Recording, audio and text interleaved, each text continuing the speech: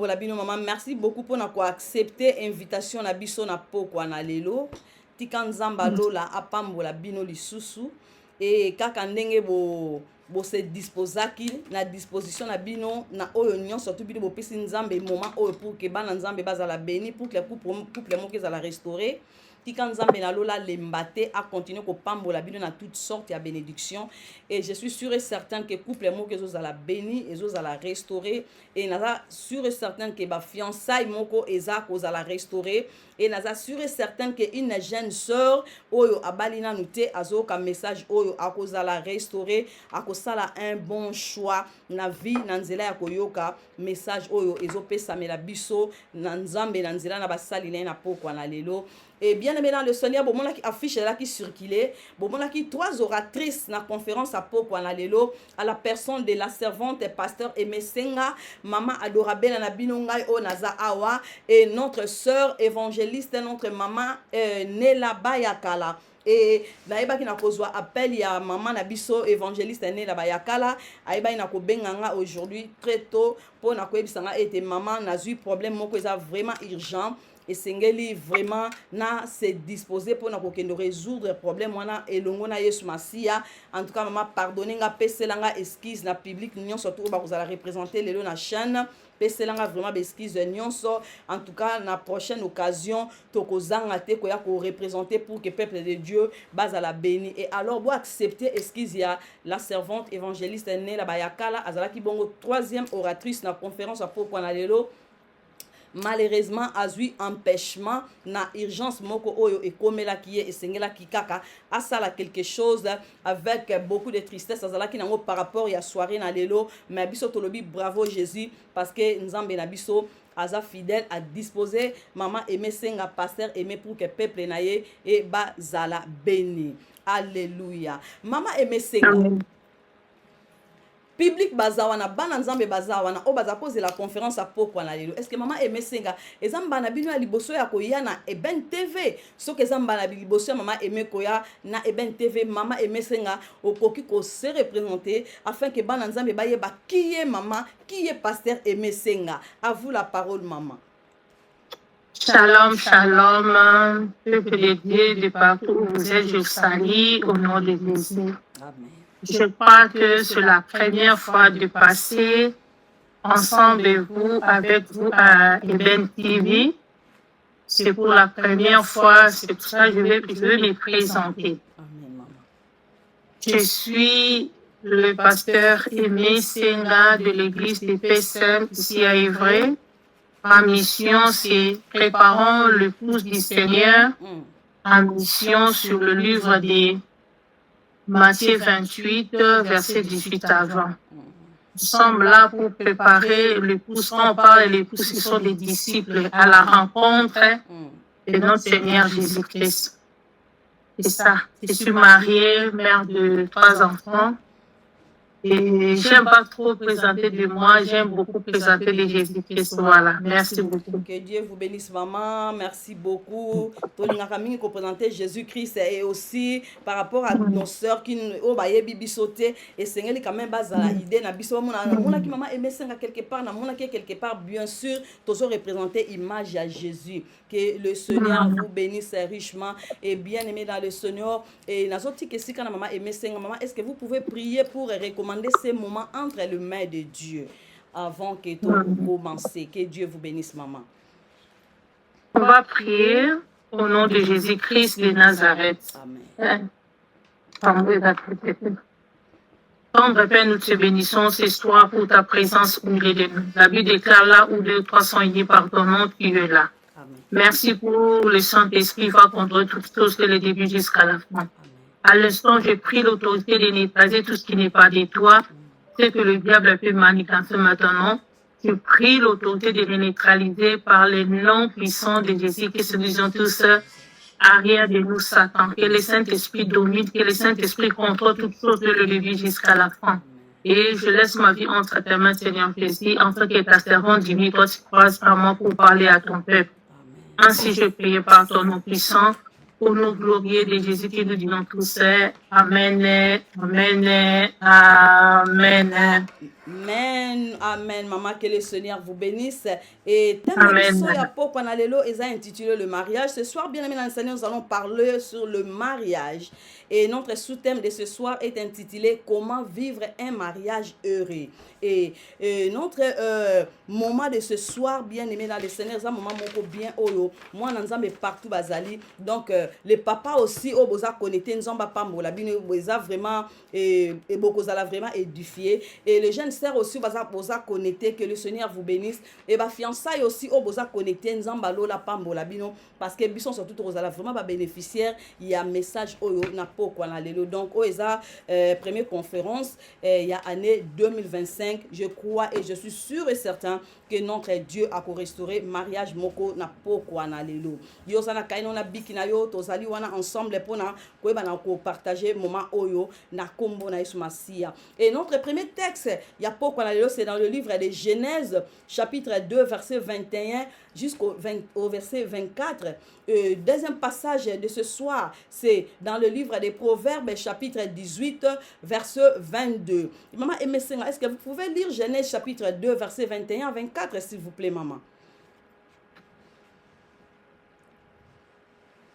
Je lis la parole de Dieu au nom de Jésus-Christ de Nazareth. Alléluia. La Bible dit ceci, Genèse 2 verset 21, avec la Bible dit ceci. Alors l'Éternel Dieu fit tomber un profond sommeil sur l'homme qui s'endormit. Il prit une de ses côtes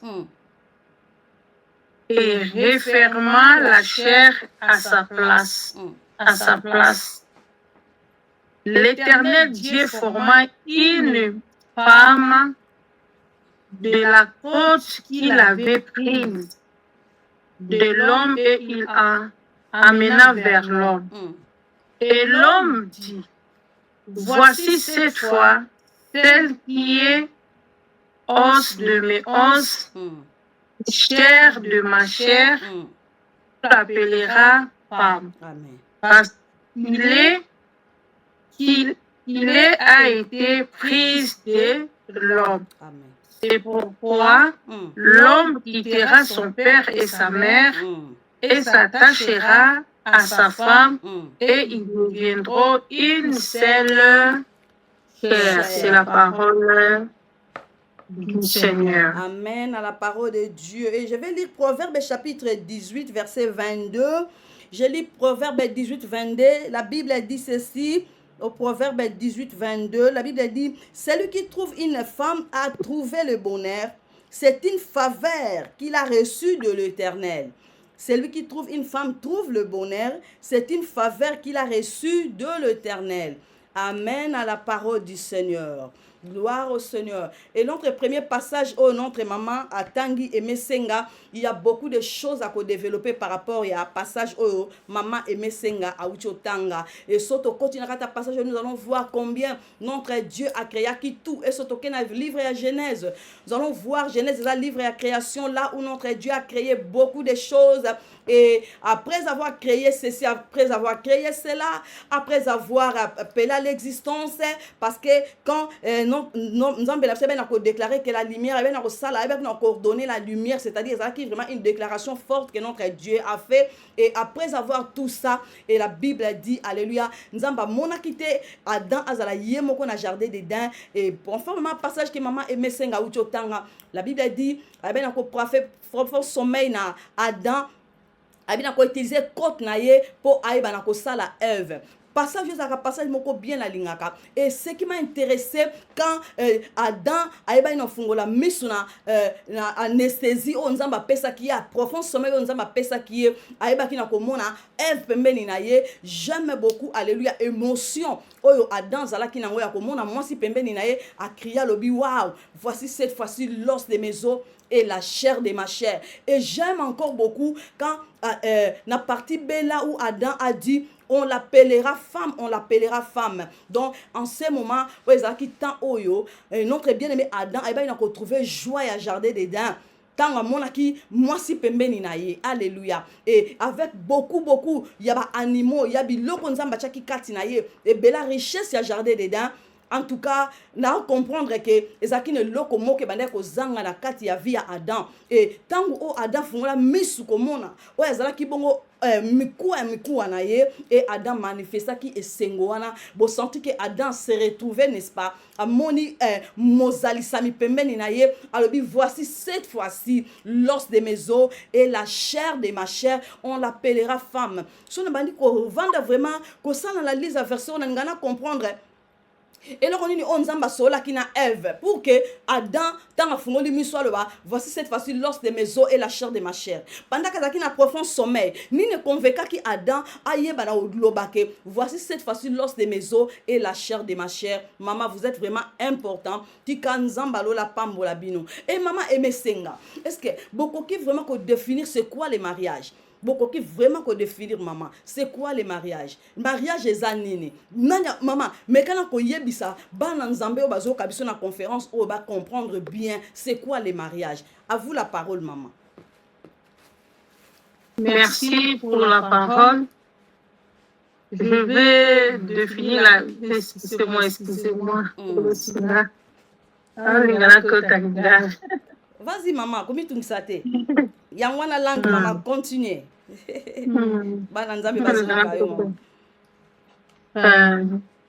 Mariage, je peux dire, c'est l'union de la chair. Amen. Mariage ezali l'union au sangani ya nzoto. Le mariage c'est le pas l'esprit. Je peux expliquer où je sais pas. À vous la parole, vas-y maman, par rapport au mariage, je vous ai dit, le mariage c'est pour maman Nella, c'est vous qui va élargir c'est quoi le mariage. Et moi je serai là juste pour élargir comment vivre un mariage et par rapport à notre sous-thème, oui. Tozongi na makomi mpona kolimbola le mariage. Je monte un peu sur le chapitre 2 verset 18. La Bible dit ceci: l'Éternel dit, il n'est pas bon que l'homme soit seul, je lui ferai une aide semblable à lui. Amen.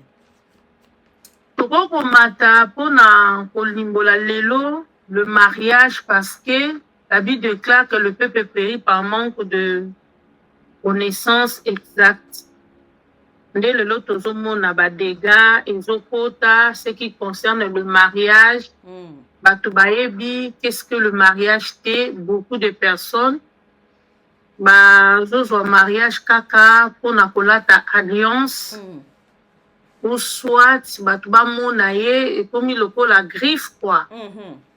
Mais eza lokola marque moko déposé soki mutu abali aza na monopole ya okota lola. Soki mutu abali te c'est comme si aokende enfer. Soki lelo ba jeune fille bazosala du n'importe quoi parce que na mutu na bango mingi eza kaka ke mariage nde ezopesa vie. Soki aza na mariage te azomona akoki te eloko moko songolo te. Mais soki tozongi na kati ya union wana, Bible ezotalisa biso lobi ke eza union ya molimo te me union ya nzoto. Eza union ya nzoto. Même Bible lobi ke mieux vaut 2 que 1. Union wana na kati ya mariage eza sacré d'autre part. Ya mobali pe mwasi. Eza ka à côté ya mwasi te, eza côté ya 2 personnes. Parce que au commencement de toutes choses, lorsque Dieu a créé mokili na ye, asala biloko nyonso tout pendant le premier qui na 5e jour, amonaka nyonso asalaki ezalaki malamu. 6e jour, aye kosala l'homme. Apesaki l'homme bokonzi ya kodomine ya kosala musala na kati ya jardin. Soki tozomona biloko nyonso lelo on voit aujourd'hui, c'est l'homme nde apesa kombo na nyama tozobenga lion parce que l'homme nde mutu apesa kombo wana.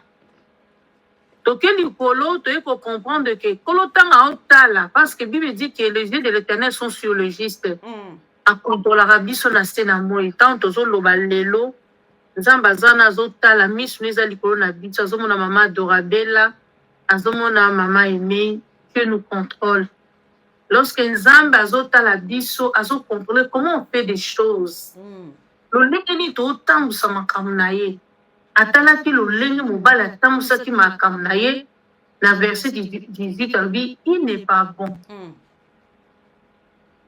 alobi il n'est pas bon que l'homme soit seul soki nzambe atalaki te aninga aloba te parce qu'il avait pris le temps d'observer akeli banyama nyonso bazalaki deux mpona koarrive même na kati ya ministère même na kati ya travail balobaka mingi na mokili loboko moko esokola elongi te il faut mosusu ezala okende kitoko kola bi non il n'est pas bon parce que lion aza mpe na compagnon na ye ndeke asali bango nyonso tout dede comment sikoyo moto azodirige bango aza ye moko eza te parce que après le travail ozala fatigué akoza na motu mosusu akopesa ye compagnie akosolisa ye ya kolakisa ye kote osali malamu kote osali malamu te ndekolo ntango amoni yango eza kitoko te eza malamu te motu azala ye moko nde aye kodeside na volonté ya motu te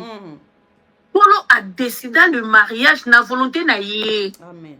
Alors pour l'homme, il n'est pas bon. Alors et bongi na sala ressemblance na ye. Muto ya akokani na ye. Alors il faut na sala aide, abengi aide. Pona kokisa inyo wana fo aide azala. Amen. Nden kolo na 21 aye alors Dieu fit tomber un homme, alalisi mutu po a créé compagnon na ye. Motambusi ye, ndambu na ye, eloko moko na ye, bakokana, pou ba travailler ensemble na kati ya Eden. Donc maman Aimée, si je comprends bien, Adam azalaki est complet, n'est-ce pas? Adam azalaki est complet. Non. Ok. Vas-y. Azalaki est complété, aza mobimba. Amen. Amen. Mobali aza mobimba, kolo a créé l'homme. Amen. Tango asali ye, a observé musala oyo apesa mutu asala na se na moi. Alobi eza malamu te. Parce que même nde toza awa so na sisi musala oyo naza na mutu moko esa moni koto loba bien te na litoyi moko ekongenga. Koto gangaki koto lobaki te. Soki litoyi eza te na ozala nga moko. Il n'est pas bon. Mieux vaut deux que un. Amen. Donc Adam bakele mobimba eloko ezangi te. Aza complet, créé pour le travail. Amen. Si pour toi azo diriger Dédé à cause de la selté. Amen. Il y a diriger deux. Les kazami balé, lion azami balé. Comment si ko muto azo diriger batumi balé azala ye moko. Et simbate deko la tali azape na besoin ya compagnie. Soka sisi musala bako solola ako pesa compagnie ako bakse makasi ako bakse en plus ako bakse mayele. Pour la raisonner, ça c'est le raisonnement de Dieu. Ya mutute, volonté, ya mutute, ya Adam te. On Adam nazana l'homme, liboso banyama. Nous salons ba pesi na balobi nini, cultiver. Na sala na pesi ba kombo, na lesi biloko po na nge koki na sisi na kelia na nga ba fruit na nga na lali. Mais après l'observation, ya nkola bi non, elo moko ezange. eloko moko eza parce que bato oyo azokende opesa biloko ya kolia baza dede mais ye comprendre na yebi te si je me fais comprendre à quelqu'un sikoyo ye sikoyo moto azopesa biloko azokuta bandeke akuti sosa mobali akuti ya mwasi apesi bango biloko ye azonga akuti mpe amema akuti mema mobali mema mwasi bakose multiplie bongo sikoyo na tour na ngai ye azongi kaka ke kolala aza na moto aporte compagnie te compagnie eza moto oyo akoko osolisa otango ozolamba mutu ngo aza nazobetela masolo ça fait du bien c'est ça sikoyo na raisonnement ya nkolo na observation ya nkolo abi eza malamu te ebongi nasala aide moko semblable nde aye kocreye mwasi nkolo acréa mobali et na place ya mwasi ayeki koforme acréaki sur mwasi te parce que l'homme était déjà créé Dieu lalisi mobali profond sommet pour former moko na ye. A créé bato mibale te. Dieu a créé l'homme. Amen. Na place ya mwasi Dieu forma, est-ce qu'on former? A soit qui sous temps oyo azo qui te pas l'homme. On a reformé semblable na ye ba kokana, na pensée, na mayele, na tamboli, na makambo nyonso, na gouvernance. Et bongaki alalisa mayele ya mobali. Et bongaki alalisa mayele ya mobali lala. Tango endormi mobali, alalisi mayele ya mobali, aye ko retirer côte. Tango a retiré côte wana, a formé mwasi. Adam ayebaki te. Dieu a pris le temps ya kosolola na aide. Parce que mutu azoya aza aide. Aza kokokisa. Aza le mot me manque, aza accomplissement ya l'homme, c'est la femme. L'accomplissement de l'homme, c'est la femme. Alors, parce que na yesu ça la totalité na ye a retiré. Tango a retiré, il a quitté que vide mo retikali wana. Na vide wana zuka ka muke wana ya mukuwa a formé ngo sikoyo mwasi. Siko tanga tiki mwasi Abraham tanga la muki. Mutu mo ba yebiseke voici l'homme, voici la femme, non. C'est Adam qui a dit tango Adam à la muki à l'axi, voici cette fois celle qui est os de mes os et chair de ma chair. Amen. Tanga la muki amoni mukuya ya mukuwa na ye. Amoni nzoto ya nzoto na ye. Amoni parti na ye. Lexike lokwa nazo tala boye na kati ya bilili na omi mona. Liboso na nga eza eme. Nga yo eme na vandibu. Siko ami moni ye na kati ya mwasi. Est-ce que non? Faire comprendre le mutumoko. Donc mon mari tama ola muka. Ami moni eza lokola mutauta na miroir. Soko ke na liboso ya miroir. Olingo bongise longo zomona o ezanga. Eza misu nanga. Eza munoko nanga. Eza matoi nanga. Donc mon mari ami moni. Ami moni. Abi o eza mukuwa nanga. O eza nzoto nanga. No benga ye nani mwasi. O aza parti nanga. Invité na poko avancer. Amen, maman avance. Si autant on peut asali, abenyango union de la chair. Parce que muta la so union oyo ye eza na moka ya nzoto. Eza ya molimo te. Asanti kokoka. Asanti na koki, asanti na lui souffle. Ya ozalo ko la pe banyama. Na lui souffle. Vous allez comprendre que Adam a soi force. Ya osala musala bien. Ya kondima mwasi aza kote na ye. Ya kotambla union ensemble. Même pensée, même morale, même secret, même makambo zalaki identique na bango bazalaki na eloko ya komi bomba wana tesetesi babengi le mariage, c'est l'union de la chair. Amen, amen, amen. Union wana Nzambe aye kopesa biso tokende nango lolenge Bible elobi. Soki lelo yo tolingi tolobela libala tozongaka mingi ya koyeba ke libala wana Nzambe nde mutu alingaki yango. Ezalaki volonté ya Adam pe asengaki Nzambe pesanga mwasi na bala te. Nzambe tango akeli mobali nyonso azobotama azalaka na vide quelque part na koti na ye ezanga. Tango akomi na moment oyo ponge eyaka, tango akose réveiller, il faut amona mokuwa ya mokuwa na ye. Eza kaka te olali olamuki lobi nalingi na bala te. Il faut lala. Il faut lala.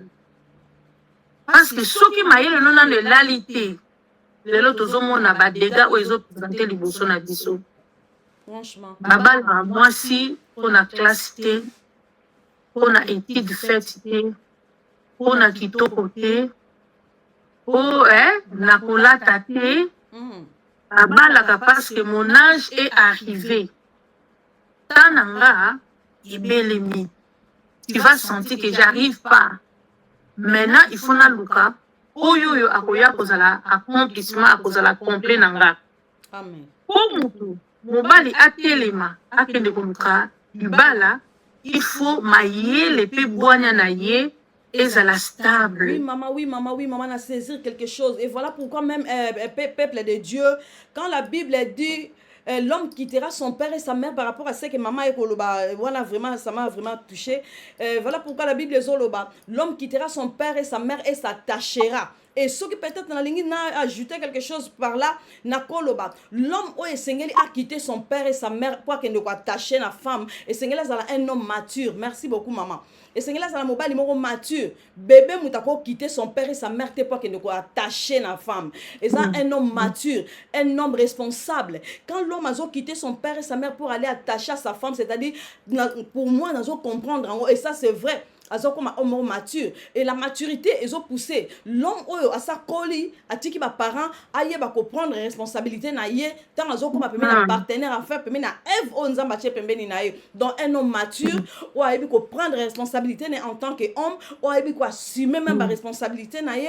Pourquoi? Parce que moi si o ya ye pembe ni na yo a commis moko ya pande mama utolo ba a commis être semblable, c'est-à-dire moi so ndem tazo linga yeba mobile nga lati bien mobile nga le bien et la mbalate sa propre na miso batu, est-ce que ça présentable na miso batu, et toi aussi l'homme et Seigneur au prendre responsabilité na yo en main. Donc enfin nana kozwa maman place na ucho zo maman na l'homme o yazo ko quitter son père et sa mère pour attacher à sa femme et Seigneur là un homme mature, un homme responsable. Continuez maman, que Dieu vous bénisse. Amen. Netolobi ke union oyo soki lelo tozobika ba dégâts parce que mobali ayebi tana yete ayebi esika ya zate. Nous allons comprendre que avant même Polo a formé l'homme azaki déjà na musala o nzamba pesaki. Ndekolo atali abi il n'est pas bon. Charge eleki tana ye koki pona former. Mobali aboyi mayele neza ya kolala. Soki tolobi mayele lolo tolobi ke akomi constant. Donc akomi na maîtrise de soi. Akomi na sens ya responsabilité. Amen. Ngaka na jeunesse éviter temps ceux qui t'en biso faut signaler nga ceux qui te sala éviter. L'homme akomi constant. Akomi responsable o ya kozwa besoin ya mwasi oyo, engagement ya mwasi oyo akoya o accomplir mission oyo Zambe apesi bango na senamon. Pourquoi? Parce que on a quoi que ça la mobile te tanga za débuté. Quoi que ça la mwasi te mobile za débuté ba forma mwasi te tant yo za débuté li ko lo banini ko superficiel. Ozana likolo ozana na kotepa ko ba kopur ba makangu biloke belo ozana likolo ce n'est pas l'état. Kolo po former a mona ke nenga zawa ye moko kokate e bonga lala. Donc mayele na eza posé aza constant a commis responsable. Parce que eza union ya esprit te eza ya chair. Parce que ceux qui mobali aza na capacité ya kozwa ki responsabilité na yete wana eza sous libala te. Exactement maman. Nde tozobota ba divorce ba dégâts ba makambo totanga lelo na toile. Exactement. Mingi na ce qui concerne le mariage tozomona église était à mingi moi si mettait à mobali te. Mobali ayebi mobali atemi kaka na verset femme soyez soumise toyena nuwana te. To simisa na soumission te. Quand Akeli a pesi bango pouvoir, va travailler, va multiplier. Bazala un commun accord. Amen. Bazala qui na sécrété. Sécrété na sens ni. Moi si azan a droit. Alors bien droit, ya oye ba salaire à mobile na fiche de paye. Voilà et na ba foutinga autant. Union ya mariage, faut un commun accord, na projet. Bolini boso mandat faut ezala union ezaka mingi union selon la chef ba vanta na rapport c'est cette union dans tous les domaines. Amen. Dans tous les domaines. Mobali akoko somba lopangu te soki mwasi ayebi te. Amen. Mobali akoki kosala c'était la famille n'était sans mwasi te wana libala ezate. union oyo epusaki Adam afingama parce que lorsque Eve alembuma aye kopesa mobali mpona mobali amoni makambo mwasi oyebisanga eza vrai mpo bamisana koloba ya vérité twaki abudaki te ale parce bazalaki un commun accord ntango mpe babengani bango bakabwanaki te parce que yo nde osalaki bosobo bakabi bokende bino mibale bazalaki union babimi mpe na union na bango te kopeye plus bango mibale c'est comme ça le mariage. Cette union de la chair bazalaki na transparence mobali oyo alali akomi constant akomi posé asimaka autorité na ye ya mobali nde tozongi ke na point oyo babi ke mari est le chef de la femme chef aza moto oyo azokoasime mokonzi aza moto azopeye prix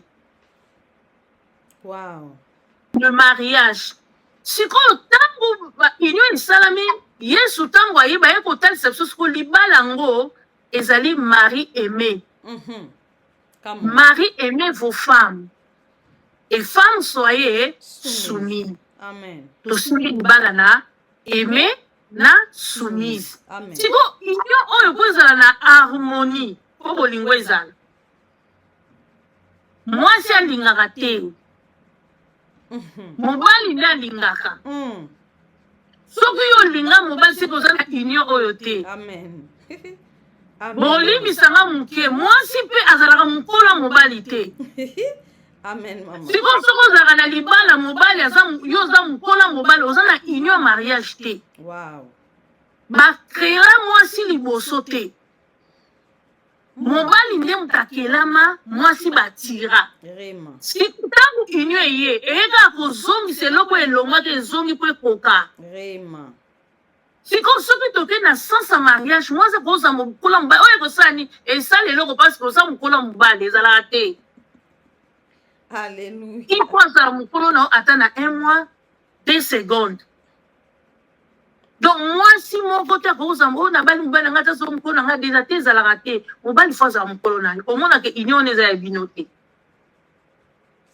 omona mpe ke respect moi respect oyo mwasi apesaka mobali par rapport mpe ya age omonaka ezokoka te siko nkolo ntango asali makambo nzambe asalaka tout est bon ezalaka bon biso nde toya kobebisa libala na baide na biso na makambo na biso na modele na biso na façon na biso or le mariage c'est l'amour libala evandi na kati ya bolingo bible elobi ke mari aimez vos femmes bolingo wana ezopusa mobali akende vers mwasi kokende te ozwi ndako mpe kokota libala pa mwasi te kokende mayele na ye nyonso tu ifo apesa yango esika mwasi elakisi ke ntango mobali asoki alingi asala projet ifo aconsulte sa femme nalingi nasomba lopango olobi nini kite yango wana Mama emesenga, maman pardon vraiment.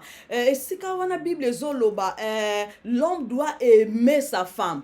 Et femme azala toujours azako se soumettre devant son homme.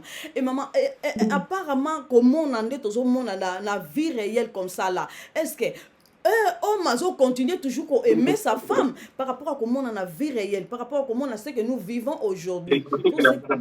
Pour ce qui concerne le mariage, maman aimer senga, l'homme doit aimer sa femme, l'homme doit aimer, ça c'est biblique. Et la femme aussi, il faut azala soumise. Est-ce que maman, ce que vous voyez aujourd'hui, est-ce que ils ont parlé, est-ce qu'ils ont correspondre, Marie a continué toujours à aimer sa femme. Est-ce que moi ça continue toujours à la soumise. Ça c'est conformément à la parole de Dieu et dans la vie comme ça là. La vie réelle, maman.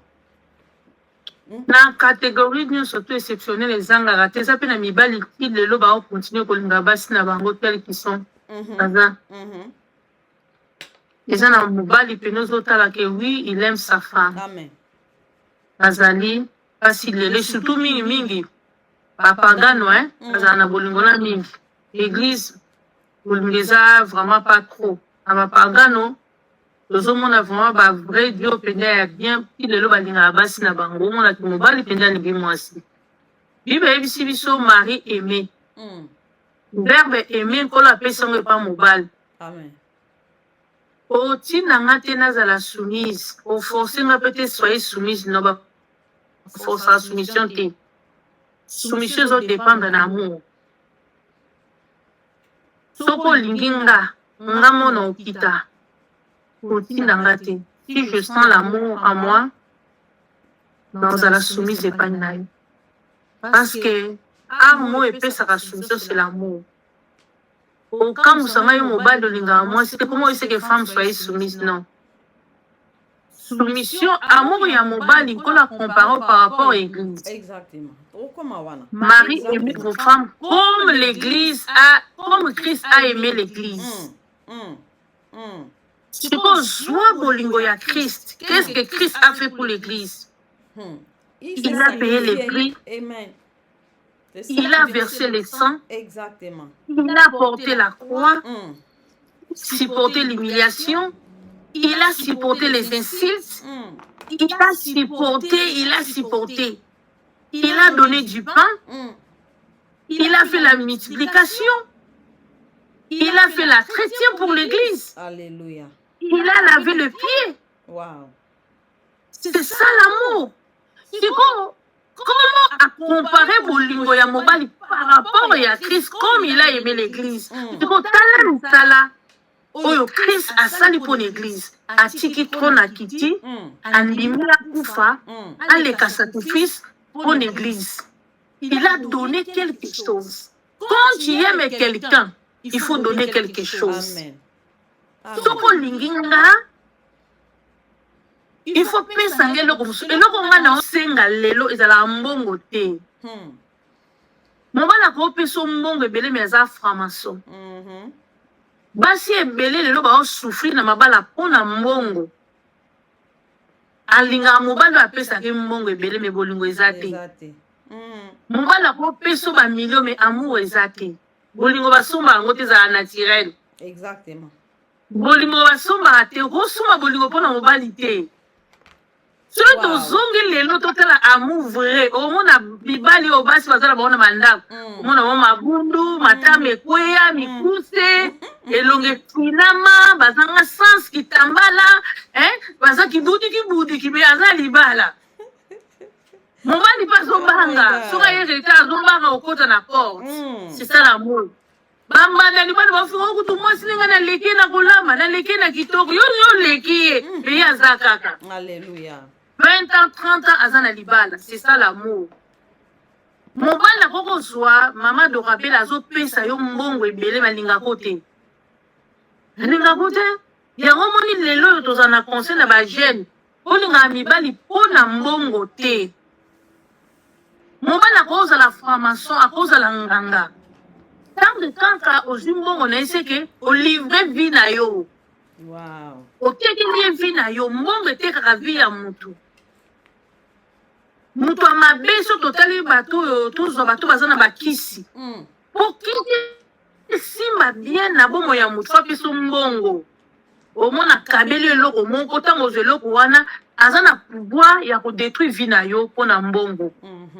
Mais soko za mwasi oyo olingaka mbongo trop te mobala ko lingo apeso zo na kabelo boyo zo septe okwesi ka mbongo ebele mpona sana ngoni na kala tozalaka ezala makamba mbongo te ezala makamba ya amour vrai.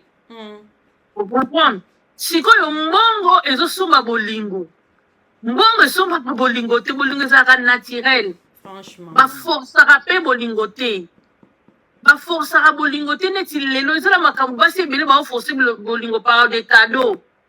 Azana mwa mobali moko azosomba ba parfum azokabele bilamba azoflatte azopesa bambongo totala ngo na bafilme tozomona akabelaki mingi aza mwana mokonzi apesaki bambongo me mobali alingaki te omona mobali azolinga mwasi oyo akabelaki te oyo apesaki bakado a des fois même azwi mbongo bato bapesi ebele ake kopesa mwasi oyo azali na mbongo te. Donc, bolingo, faut de la nature. Faut mobali alingo. L'amour. Le mariage, c'est l'amour. Le mariage, c'est l'amour, maman. Et Messenga, le mariage, c'est l'amour. Et voilà pourquoi, maman, que Dieu vous bénisse. Il y a un moment où on a méca qui vraiment que basé pour wana, il y a mari, il faut aimer, et femme, il faut être soumise. À partir de wana, il y a un gars qui aime ma biso, na sous-thème na biso, où ils abongo ya comment vivre un mariage heureux. donc à partir de wana linga qui en tout cas maman merci pour nous décortiquer point wana et comme ça biso na niveau moko to ba na ko poussa na sous-thème na biso eza bon intitulé comment vivre un mariage erré et na comment vivre un mariage erré na koloba selon la Bible un mariage erré repose sur l'amour merci maman le respect mutuel merci maman la fidélité, la communion et surtout la présence de Dieu au centre du couple. Est-ce que maman aime ça? Par rapport à Zana Anna mais un peu qu'on répétait en gros pour sabino sous idée. Dans un sous-thème nabiso et zabongo comment vivre un mariage erré. Dans le selon la Bible, un mariage erré repose sur l'amour, le respect mutuel, la fidélité, la communication et surtout la présence de Dieu au centre du couple. Maman aime ça. Est-ce que ce que Jésus-Christ a fondé na kata couple wana ce qui couple wana eza fondé na Jésus-Christ maman sort ya couple wana eza nini bana komona quand un couple eza fondé na bango moko c'est-à-dire Jésus-Christ aza na centre te c'est-à-dire bazo tambola comme si batumi bale ba na miso bazo mona te yebisanga et ya couple wana eza nani après to yeba na ko continuer na les principes il y a quelques principes par rapport à comment vivre un mariage erré. Maman aimé senga. Couple est basé na Jésus. On est se reposer na Jésus-Christ. Oh Jésus-Christ ça na centre ya couple. Jésus-Christ ça la tena centre à couple maman. Azonge suko bandela. Mariage est la spiritualité. Mariage est charnel. Est nzoto. Mobali po abala, il faut avoir temps. Ayele ne lala, tanga olambuka. Aoloba. Cette fois-ci, voici os de mes os. Aoloba. C'est comme ça. C'est l'homme qui cherche la femme. Ce n'est pas la femme qui cherche l'homme. Ils ont flèche aller, la flèche retour. Vraiment. Ce qui n'a lobby, les loliba, les anzoto. Parce que dans le royaume des cieux, nous serons comme les anges. Amen. Nous n'avons pas ange. Et réussite à l'ibala. Premier point, réussite à l'ibala. Et ça, moubali na moisi auteur. C'est l'homme qui a l'amour. Si Marie, aimez vos femmes. Soki tozongi lisusu na kati 1 Corinthiens 13 totala amour. Oh amour ango baolakisa biso Christ. Christ est amour. Celui qui aime supporte tout. Celui qui aime ne soupçonne pas. L'amour ne soupçonne pas. N'a pas l'orgueil. L'amour croit tout. Indima nyonso. Indima mabe, indima malamu. C'est ça l'amour. L'amour, tant que mobile a zoé langa amour. To lobite ke mobile a cause na berete. Tellement mobile langa pesa nga amour na tamu convenable. Et puis que mobile nanga ndenga zawa na taza basi le banda 100. Je sais que mon mari même. Ako kondima moi si mo na misu na ngata wanga na kaka. Wote diba kosenga makama to kangi afroga de wanga na kaka. Aluka kaka wanga. C'est l'amour. À moi, si n'a pas na mon bolingo etondi, na ozala soumise. Soki lelo to sa Christ parce qu'à la cible so bolingo. A juste au déjà na mabe, à laver biso, a pesi biso amour yango lelo to respecter naza po na linga Christ, naza soumise na mission bengi ngai. Na ye soumission. Na ye pono te maman adorable parce que j'aime Christ, invitation na nga fona za la soumise, comme maman Nela aza soumise yango a pesi beskise. Asenge kabili lelo na kozala te. Soka bien Christ a refusé mon peu besquise te. Ça c'est la soumission. Maman Emesenga, si je comprends bien par rapport à couple surtout par rapport à point oyo na continuer et la communication et surtout la présence de Dieu au centre du couple. Couple merci maman. Merci. Na ngana baksabo na zongisi pona laver conscience. Tout le temps exacté. Donc continuer. Nous allons continuer. Na laver conscience. Exactement. Il y a couple erré. Exactement. Et ça ba chrétienté. Na bato ba yebi nzambe te. Ngana yo. Tant toza ba ime toza na union ya chair. soki dialogue ezali tolobi amour mobali faut quitter l'axi que penser à mobali ezoya pa mwasi quitter l'axi que na ye na penser na projet nanga nalingi nasomba lopango fo mwasi ayeba c'est la transparence. Exactement. Amour evandi na transparence. Siko mwasi akopesa te tosala boye ate mwabi tosala boye te nga nani tosala boye eza boye nani natindela mama bo nga mpe la transparence. Donc vérité. Amen. Sikoyo soki oyo bayebi nkolo bazwi sikoyo Christ batie au centre ya libala na bango wana basele libala. Amen. Ndo omonaka ntango bapesi dote tokende église toye koselango mpa nkolo abatela biso na bafaiblesse na biso ekoma un moment mo pour le meilleur le pire eleki makati lokwa toza nsele mpa nkolo mpona kolembisa mobali motema ya kosala boye te limbisa ye yo mpe mwasi kosala boye te limbisa ye kaka. Amen. soki mobali asali nga mabe nalingi na avange mobali saint esprit ye komonaka te osala yango te limbisa mobali no. Soki mobali mpe ninga asala te koboya mwasi no te boye sikoyo tant totie kolo na centre ye sikoyo bandi kodirige biso. Amen. Na pasi na bisengo toza na compréhension ya bien ya koyokana. Amen. tokozela te yo ya kosambisa biso mpo tobongisa. Sikoyo kolo lokola aza na kati tovivre esengo parce que libala evandi na kati ya liloba mutu na mutu ayebaka badefo na ye. Oh yes. bazalaka na pardon réciproquement. Mobali ayebi kosenga mwasi na ye pardon, mwasi mpe ayebi kosenga mobali na ye pardon. Tozokoma mama. Wana couple wana kolo azali. Amen mama. Sikoyo sans pardon nzambe aza na kati te. Oh yes. Mutu na mutu azosala ndenge na ye, mutu azosala ndenge na ye. Mais sikoyo soki nkolo azali kanda ezabi bebi bolana bosilika me bolana kanda te. Sikoyo na bino mibale na kati ya couple boyebake nani aza fort, nani aza makasi ya osupporter moninga. Par exemple nga na makasi ya osupporter mobali nanga. Exactement mama. Soki azofinga osambaka lokola nga naza makasi nga na osupporter ye na omoni ye aza faible. Amen maman. Nayebi te. Maman, que le Seigneur vraiment vous bénisse richement et vraiment tozo chité et to bouger na nuku tu penzate sous thème na biso.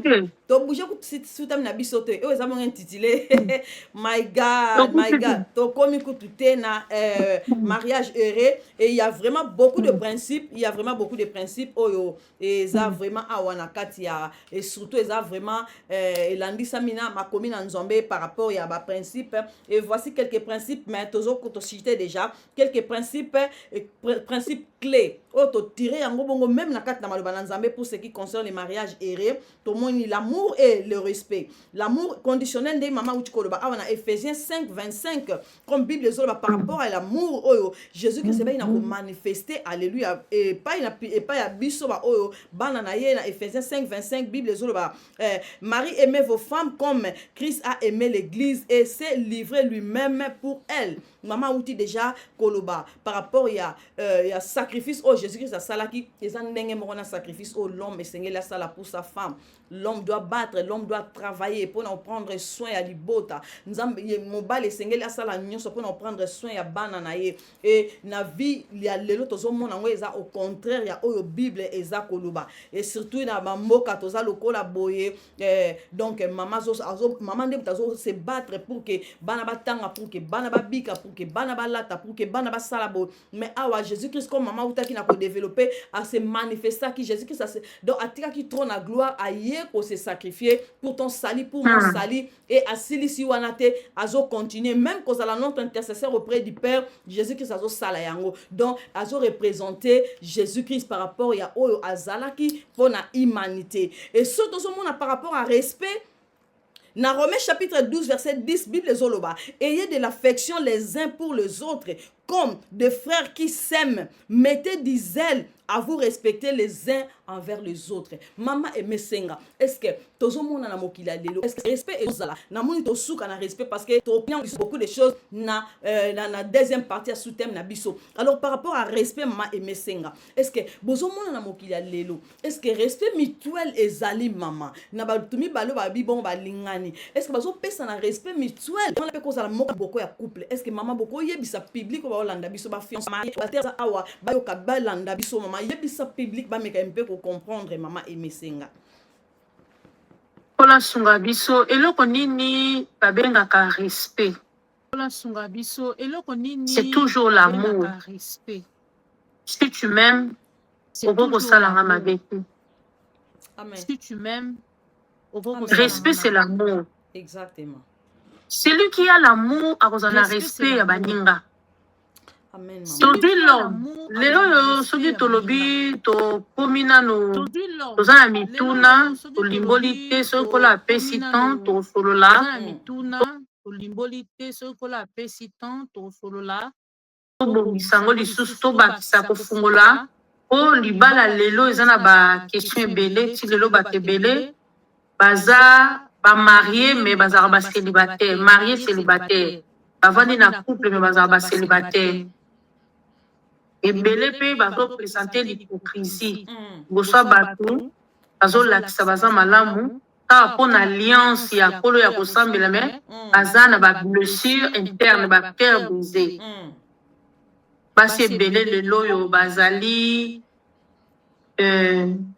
baza basible bazokufa mingi mabala lelo ekomi kodétruire mibali ezodétruire mpe basi yango nalobi ke soki totali libala bato mi bakazaka soki obali lelo ozwi likolo na se te libala c'est la chair eza gloire à terre akoki oyebisa ndeko moko respect ezalaka réciproque parce que mwasi aza une partie na yo yo moko na yo moko koki komifinga te koki kozwa ndenge oza na mama nela mama nela outi ndenge oza mama adorabela okoki kokozwa pétrole te to acide osangisi yango na jave bandi kotia na nzoto no ebeba osala yango te okoki kozwa fimbu to bandi komibeta kosala yango te de même manière lokolo kosala te kasi mwasi aza une partie na yo mwasi azaka partie ya mobali donc yo mwasi aza yo okofinga te okobete te okotonga te lelo mibali ebele atongaka basi na bango na kosi ali baza basungi tsuku aza na respect ya mwasi te oke kolinga makangu libanda critique ya liboso bandi mwasi na ngai ebolamba te mwasi mobalobaka solo mwasi mobimba bandi kofinga mpe ofinga te sikoyo mbanda likangu wana aza libanda mwa respecte mwasi ya ndako eza tokomona mwasi akoma ozwa bafaux compte bakoma ofinga ye parce que mobali apesaki accès yo lobi ne doni pas accès au diable eza mpe na basi mosusu mobali mobimba ake kofinga mobali batalibani mama respecte mpe mobali na yo eza te si ya l'amour y a pas de dispute si ya l'amour compréhension ekozala si ya l'amour bokotonga bokoavance si ya l'amour nde soki toloponi lelo oyo surtout na mikro tozoleka makambo ezosimba te parce que unité ya amour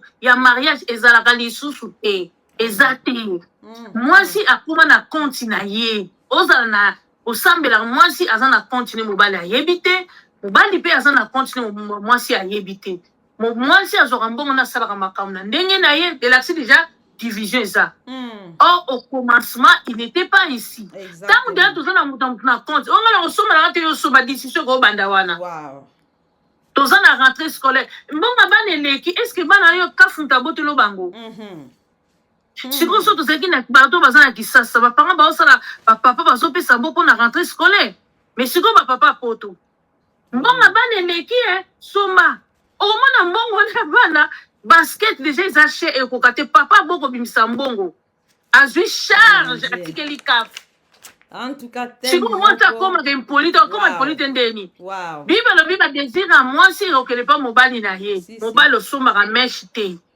mwasi ye moko asomba meshe asomba soutien mibongisa ye moko asali makambo ne ye moko yo soko bimisika une partie ofuti ndako esili donc mwasi oyo ozomona te yo moto ozoprovoke manque ya respect amen mama yo nde mobali omoni biloko ya kobanda fo tozonga na source au commencement yo moko ozoluka babango te parce que oza irresponsable ozozwaki chef no te osokipaka badevoir ya bana te ekole ya bana oyebi te médecin ya bana oyebi te yo oyebi kaka magoda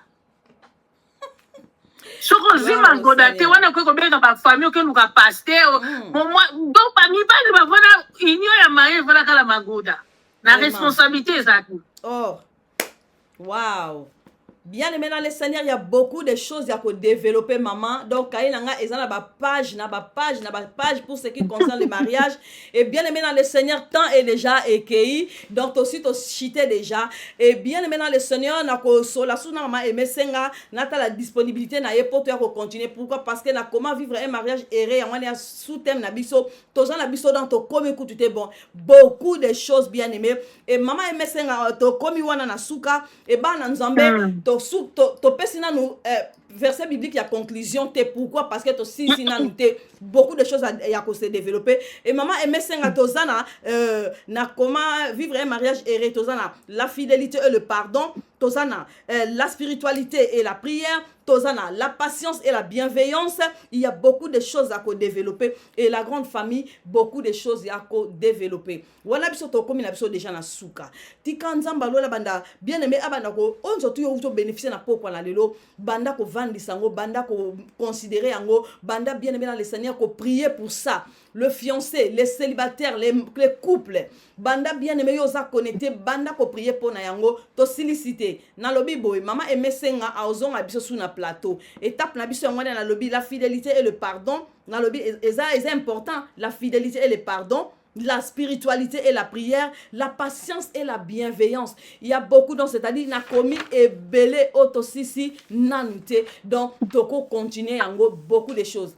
Et bien aimé là le Seigneur donc on continue deuxième partie à sous-thème nabiso toko cha numéro wana semaine prochaine tant to kutana comme ça ligne ko sala ouverte to bandango na 20h quand de to bandi to luka plus mingi to banda ko décortiquer par rapport à différentes étapes on a pesibiso pour ce qui concerne le mariage et après cela to fungo la ligne bana nzambe to luka to benga or na question akoy bana ko poser ngana maman aimer to sala wana et pourquoi pas servante mususu ça disponible pour na ko rejoindre biso lisusu ayeba to bana ko répondre bino pour il faut vraiment to éclaircir biloko mususu conformément na lobby à la parole de Dieu. Et moi et la servante Emesenga, nous ne sommes pas là pour par rapport à divorce parce que ils ont permis la Bible. Ils ont la condition moko kaka oh nzamba zo na Bible que moi samba ba ko se séparer et ça na kaya adultère et c'est-à-dire les restes tikali Saint-Esprit a opé sa biso makasi na kata ba couple na biso poto solo la mingi to solo la dialogue to lobeli na nous tena dialogue aussi donc c'est-à-dire il y a vraiment beaucoup de choses.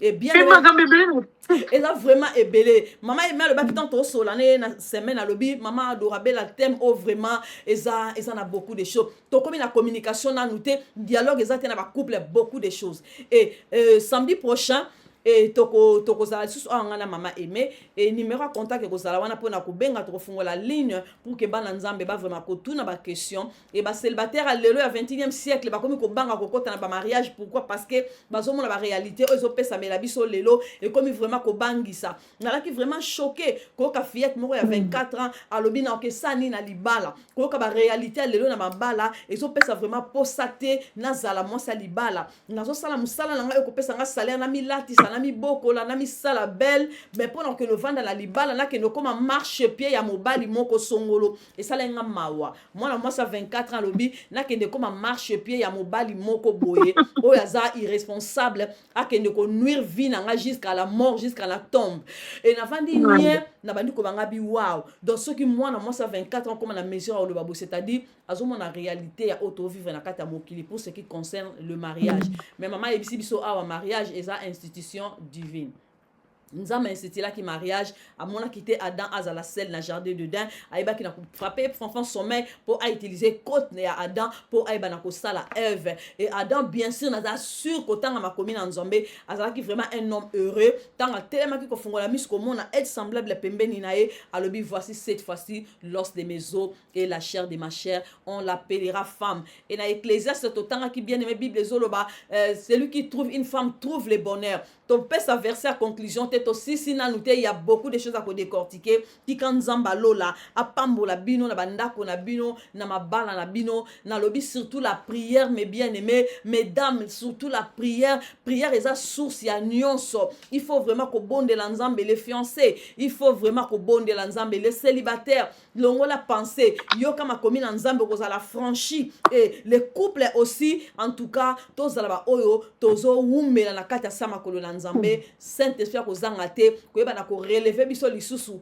afin que tosala ba couple moko épanoui. Maman Emesenga, nous allons continuer et bana nzambe o baza connecté est-ce que ozala liloba suko ko yebisa bango message ya kosilisa te parce que on n'a pas encore fini donc message nini au PC public avant de se séparer. À vous la parole, pasteur Emesenga.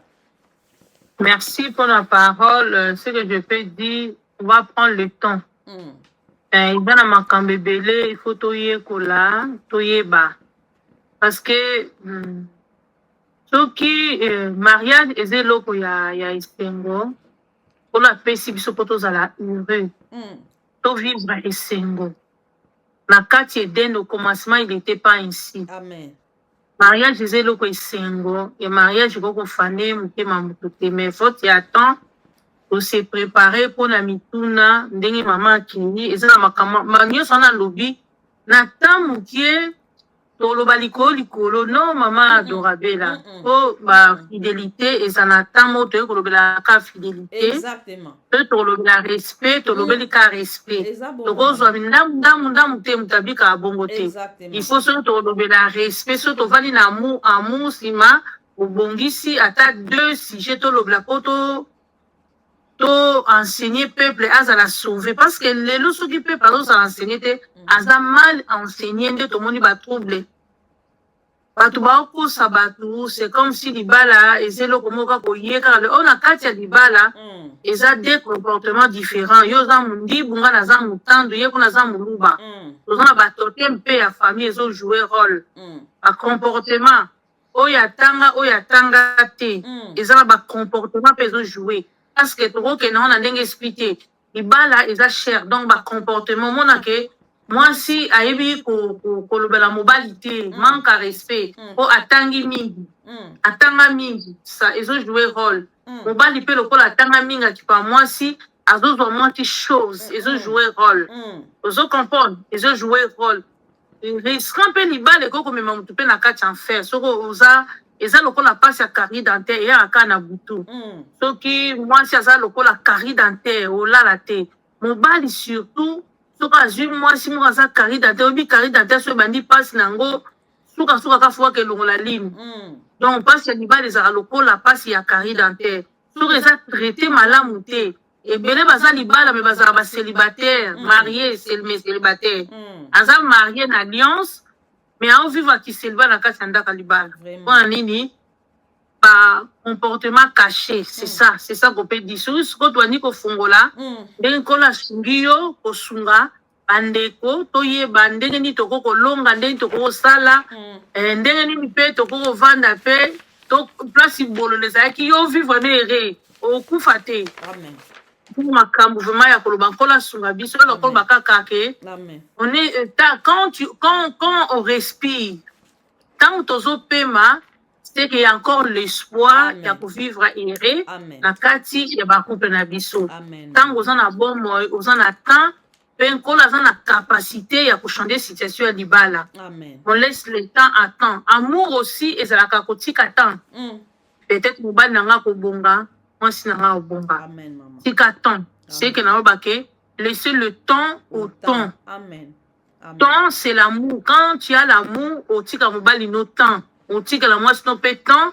aux un espoir que l'obi moi si nanga ko changer l'obi pe mobali nanga ko changer laisser le temps au temps c'est que je peux dire merci amen gloire au Seigneur et la grande famille laissons le temps au temps comme la servante à Outoye Sabiso Awa nous sommes à la fin que le Seigneur vous bénisse vous êtes tellement nombreux que mon Dieu vous soit favorable à tous égards la servante maman moi na tata yangande konzamba pambola ou maman Nicole Mbele merci pour nous partager merci pour la présence Nabino d'ailleurs tosi toyambaki bino na kala la mosala na nzambe. La servante Ange Mianda, maman, ça fait longtemps. Que le Seigneur vous bénisse, maman Ange Mianda. Merci pour la présence à bino. Toyambi bino na kala la mosala na nzambe. Oh, pasteur Jires Ngandu, que le Seigneur vous bénisse richement, l'homme de Dieu. Toyambi bino na kala la mosala na nzambe. Maman évangéliste Nela Bayakala. Waouh, maman. Merci beaucoup. Que le Seigneur vous bénisse.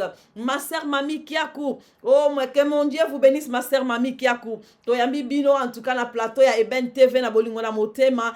Et Papa Glory Sengo, vous êtes tellement nombreux que Tikan Zambe nanga a continué ko sala bino bolamu. Message o eza na YouTube, bozala à l'aise so boke na Eben TV, bokuta message o na YouTube, bochango le ba mir na bino na Facebook, bolanda bolanda. Facebook est comment supprimer ma prédication après 1 mois. Alors, et là on y yo ko sala. Okoko kamatango jongo enregistrer yango na téléphone na yo olandaka ou soit OK na Eben TV na YouTube et pas wapi o mama Abdorabe la posta ka babiloko ozui prédication pour na YouTube e kolongwa te tikali nango wana. Donc bien aimé na banda koyoka message oyo ngana mama emesenga to kozonga lisusu. Donc samedi prochain kozala bien mais na ko dépendre na mama emesenga ngana za na problème te sera disponible to koya awa juste pour nous parler sur la fidélité. Donc quand des mama lobi il y en a beaucoup. Donc to kozala awa so to sala 2 mois 3 mois par la grâce de Dieu et pour que bananzambe bazala vraiment ça ma couple moko épanoui va comprendre belé peu mieux par rapport ya amour tika nzamba lola apambo bino na emesenga pasteur est-ce que beaucoup prier pour na public avant de se séparer parce que to comme na suko ça la prière à clôture bongo to kabwana maman nzamba mbolayo Seigneur, te bénissons pour cet enseignement. Seigneur, nous parler d'une manière innocente. Donne-nous la force de persévérer jusqu'à la fin. Donne-nous la force de l'autre dia watunie bakata malamu kwanza mamalubalayo. Na kupambola susu kwa yanani akombono Yesu basebele mezangi. Pambola basinyo subadikakawa. Na ba ope bakuleka lisusu hawo. Tiki mama Dorabel na maboko no libota mobima nkolo tala kontrol tabango ndenge ezokana. Ndeko nyonso balandi biso mpona za na kondima ete bazwi part po ekotonga bango lobi.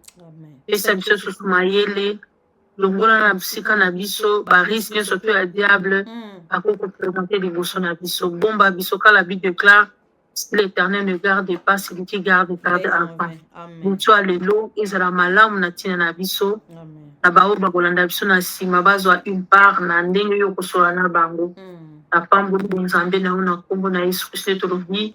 Oui, le bonheur et la grâce m'accompagneront tout le long de ma vie et j'habiterai dans la maison de mon Père jusqu'à la fin de mes jours. Amen. Alléluia. Amen. Que le Seigneur vous bénisse